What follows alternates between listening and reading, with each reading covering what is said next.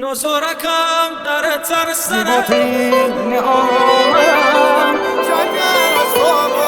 شکنجه کفتم یاد فارگی اینجا خبر از آب و گوگنیاهو میذاره چون شیر زیباترین آرام قشنگترین ستارم تا نمید از زندگی با سیگار و پیک تلخم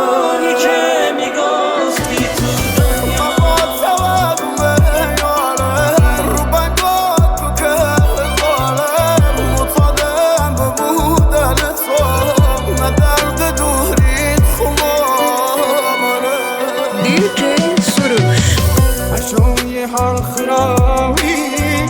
هر روز بحث جدایی بی خستمیم یا گمچون یا نکرمیم شرمنده جنگ اصحاب و شکنجه قلبم با مغزم لجم بیا برس بدادم که زندگیم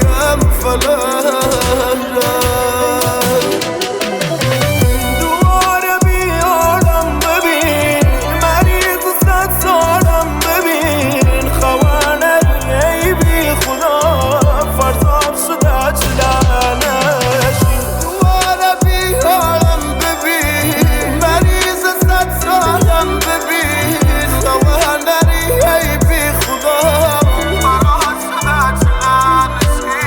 اینجا خبر از آب و گوگنیاهو میذاره چون شیر تو رو میکنه هوای خون پیر جون به جونت میکنن از جونت سیر میشی آدمو پیر میکنن آدمو از آدمو سیر میکنن مرغ عشق سیر میکنن آقا با زمین گیر میکنن نه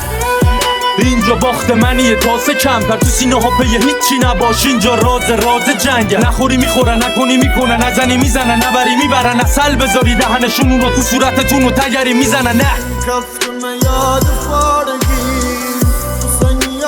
و چارم که من وقت خدا بیز یا خسب و تارم شرمنده اگه اکساتم باز دارم روی شمه عطر